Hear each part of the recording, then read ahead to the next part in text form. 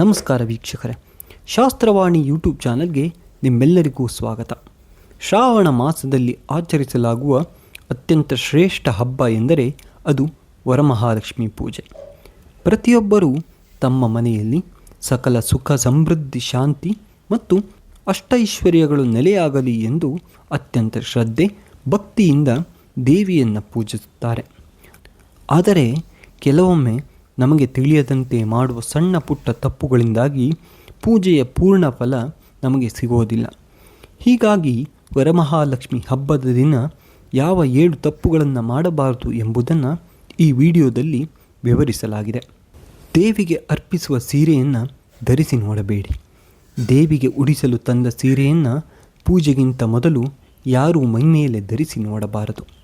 ಹೀಗೆ ಮಾಡುವುದರಿಂದ ಆ ವಸ್ತ್ರವು ತನ್ನ ಪವಿತ್ರತೆ ಮತ್ತು ಶುದ್ಧತೆಯನ್ನು ಕಳೆದುಕೊಳ್ಳುತ್ತದೆ. ಮೊದಲು ದೇವಿಗೆ ಅರ್ಪಿಸಿದ ನಂತರವೇ ಅದನ್ನು ಪ್ರಸಾದವಾಗಿ ಧರಿಸಬೇಕು. ನಕಲಿ ತಾಳಿ ಧರಿಸಿದ ತಾಳಿಯನ್ನು ಹಾಕಬೇಡಿ.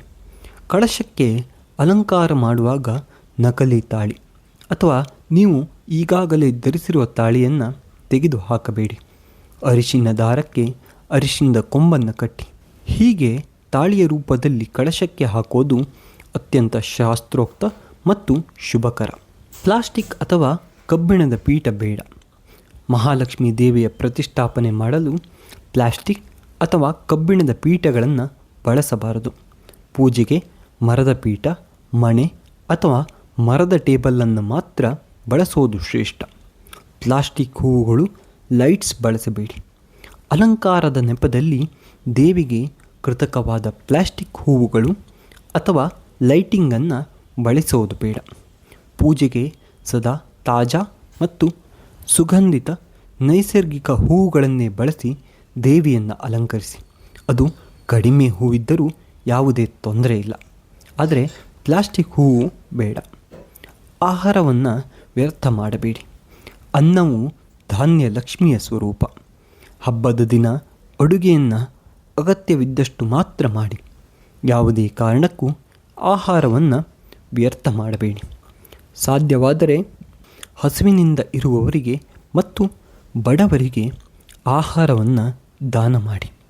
ತಪ್ಪು ಬಣ್ಣದ ಅಥವಾ ಒಡೆದ ಬಳೆಗಳನ್ನು ಇಡಬೇಡಿ.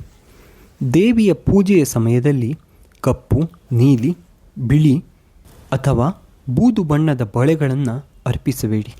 ಸದಾ ಮಂಗಲಕರವಾದ ಹಸಿರು ಅಥವಾ ಕೆಂಪು ಬಣ್ಣದ ಗಾಜಿನ ಬಳೆಗಳನ್ನು ಮಾತ್ರ ಅರ್ಪಿಸಿ. ಒಡೆದ ಅಥವಾ ಬಿರುಕು ಬಿಟ್ಟ ಬಳೆಗಳನ್ನು ಯಾವುದೇ ಕಾರಣಕ್ಕೂ ಪೂಜೆಗೆ ಬಳಸಬೇಡಿ. ಮನೆಗೆ ಬರುವ ಮಹಿಳೆಯರನ್ನು ಅವಮಾನಿಸಬೇಡಿ. ಹಬ್ಬದ ದಿನ ಮನೆಗೆ ಬರುವ ಮುತ್ತೈದೆಯರು, ಗರ್ಭಿಣಿಯರು ಅಥವಾ ವಿಧವೆಯರನ್ನು ಗೌರವದಿಂದ ಸ್ವಾಗತಿಸಿ. ಗರ್ಭಿಣಿಯರಿಗೆ ಬಾಗಿನ ನೀಡುವಾಗ 2 ತಾಂಬೂಲ, ಅರಿಶಿನ, ಕುಂಕುಮ ಮತ್ತು ರವಿಕೆ ಪೀಸ್ ನೀಡಿ ಉಪಚರಿಸಿ. ಯಾರನ್ನೂ ಬರಿಗೈಯಲ್ಲಿ ಅಥವಾ ಮನಸ್ಸಿಗೆ ನೋವುಂಟು ಮಾಡಿ ಕಳುಹಿಸಬೇಡಿ. ಈ ನಿಯಮಗಳನ್ನು ಗಮನದಲ್ಲಿಟ್ಟುಕೊಂಡು ಭಕ್ತಿಯಿಂದ ಪೂಜೆ ಸಲ್ಲಿಸಿ. ಶ್ರೀ ವರಮಹಾಲಕ್ಷ್ಮಿ ದೇವಿಯ ಅನುಗ್ರಹಕ್ಕೆ ಪಾತ್ರರಾಗಿ. ಈ ವಿಡಿಯೋ ನಿಮಗೆ ಹಾಗೂ ನಿಮ್ಮ ಆಪ್ತರಿಗೆ ಉಪಯುಕ್ತ ಎನಿಸಿದರೆ ಒಂದು ಲೈಕ್ ಮಾಡಿ, ಶೇರ್ ಮಾಡಿ. ನಮ್ಮ ಶಾಸ್ತ್ರವಾಣಿ ಯೂಟ್ಯೂಬ್ ಚಾನಲ್ನ ಈಗಲೇ ಸಬ್ಸ್ಕ್ರೈಬ್ ಮಾಡಿಕೊಳ್ಳಲು ಮರೆಯಬೇಡಿ. ಜೈ ಮಹಾಲಕ್ಷ್ಮಿ.